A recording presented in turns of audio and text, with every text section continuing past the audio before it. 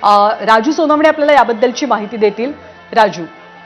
अगदी पाहतोय आपण अजित दादांचं पार्थिव जे आहे ते आता विद्या प्रतिष्ठानमध्ये दाखल झालेलं आहे आणि अमित शाह सुद्धा प्रतिष्ठानमध्ये दाखल झालेला आहे आणि अमित शाह सुद्धा थोड्याच वेळामध्ये या ठिकाणी सुद्धा दाखल होणार आहे. खरं तर आपण पाहतोय की पार्थिव आता हे विद्या प्रतिष्ठानमध्ये आणलेलं आहे आणि थोड्याच वेळामध्ये अंतिम संस्कार जे आहेत ते दादांच्या पार्थिवावरती होणार आहे. खरं तर आपण पाहतोय का पवार कुटुंबीय या ठिकाणी या आपल्या पार्थिवासोबत आलेलं पाहायला मिळतंय. त्यामध्ये पाहतोय आपण की दादांचे दोन्हीही मुलं असतील. अगदी आपण पाहतो या ठिकाणी पवार कुटुंबियातले अनेक सदस्य जे आहेत ते या ठिकाणी आलेले आहेत आणि अजित दादा अमर रहे अशा प्रकारच्या घोषणा आपल्याला होताना पाहायला मिळतात. त्यासोबत अनेकांचा अश्रूचा बांध सुद्धा फुटलेला आपल्याला पाहायला मिळतोय. मोठ्या प्रमाणावरती जे आहेत ते कार्यकर्त्यांचे अश्रू अनावर झालेले आपल्याला पाहायला मिळत आहेत. पाहतोय का पोलिसांनी सुद्धा मोठ्या प्रमाणात बॅरिकेडिंग केलेली आहे. का पार्थिवासोबत आलेले अनेक कार्यकर्ते पदाधिकारी दादांच्या पार्थिवासोबत मैदानामध्ये जाण्यासाठी जे आहे ते पोलिसांसोबत जे आहे ते प्रयत्न करताना पाहायला मिळतात.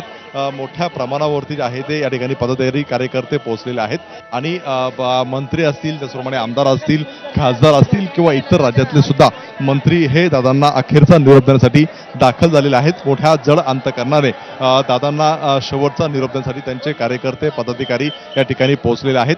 बारामतीचा विकास असेल, राज्याच्या दूरदृष्टी असेल, या सगळ्या वरती जे आहे ते कार्यकर्ते भावूक झालेले आहे. अनेक कार्यकर्त्यांना जे आहे, अनेक पदाधिकाऱ्यांना, अनेक मंत्र्यांना, आमदारांना, खासदारांना राजकारणामध्ये अजितदादांनी उभं केलेलं आहे आणि त्याच भावना सगळे दादांची खासियत होती. प्रत्येकाच्या पाठीशी भक्कमपणे उभं राहणं, त्या व्यक्तीवर एकदा विश्वास बसल्यानंतर त्याची साथ शेवटपर्यंत देणं हे दादांनी कायमच निभावलं आणि म्हणूनच दादांना अखेरचा निरोप देण्यासाठी त्यांचा प्रत्येक कार्यकर्ता, त्यांचा प्रत्येक चाहता, त्यांचा प्रत्येक नेता आज बारामतीमध्ये उपस्थित आहे. मंदार गोंजारी सुद्धा आपल्यासोबत आहेत. मंदार या मैदानाच्या परिसरामध्ये आहेत. मंदार, दादांचं पार्थिव ज्या रथावरती आहे, ज्या गाडीवरती आहे, तिथे आपण एक गोष्ट पाहतोय ती आवर्जून सांगावी लागेल की जशी कुटुंबियांची साथ दादांच्या शेवटच्या प्रवासामध्ये त्यांना मिळालेली दिसतेय, तसेच त्यांचे सगळे सुरक्षा रक्षक, अंगरक्षक सुद्धा अगदी शेवटपर्यंतच्या प्रवासात त्यांच्या सोबत असल्याचे चित्र आपण पाहतोय.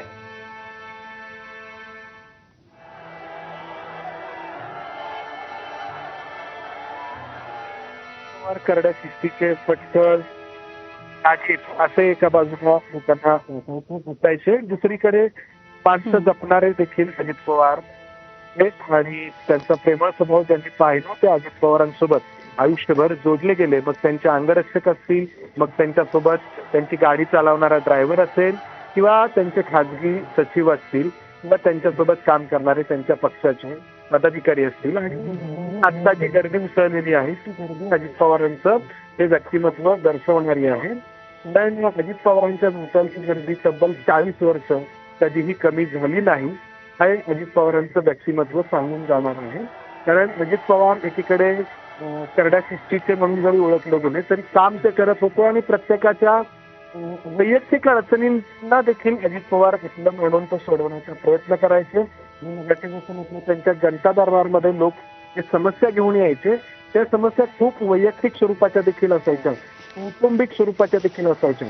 खरं तर एखाद्या आमदाराकडे किंवा नेत्याकडे समस्या या सार्वजनिक कामाच्या निमित्ताने लोक घेऊन जातात, मात्र खूप अशा समस्या असायच्या की ज्या वैयक्तिक स्वरूपाच्या असायच्या. मात्र अजित पवार त्या समस्या देखील त्यांच्या परीने सोडवण्याचा प्रयत्न करायचे आणि त्यामुळं अजित पवार अनेकांच्या आयुष्याचा प्रत्यक्षरित्या, काहींच्या अप्रत्यक्षरित्या भाग बनले होते. खास करून बारामतीमध्ये कोणतेही विकास काम असेल या विकास कामाचा परिणाम या नागरिकांच्या आयुष्यावरती व्हायचा आणि विकासाने अजित पवार हे या विकास कामांना, इथल्या धोरणांना जबाबदार असायचे आणि हे अजित पवार या इथल्या लोकांच्या आयुष्याचा एक ध्यास होते.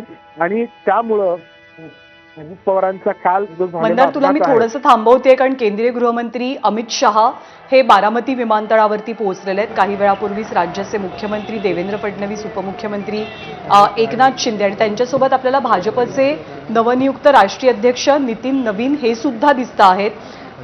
मंदार, एनडीएचा महत्वाचा घटक पक्ष म्हणजे राष्ट्रवादी काँग्रेस, केंद्रात राज्यात दोन्हीकडे अजित पवार हे सत्तेत आहेत. ते भाजपला एक प्रकारे साथ दिल्याचं त्यांनी चित्र आपल्याला पाहायला मिळालं.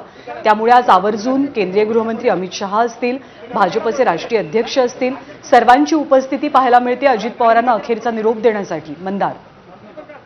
अजित पवार हे भारतीय जनता पक्षासाठी एनडीए साठी अतिशय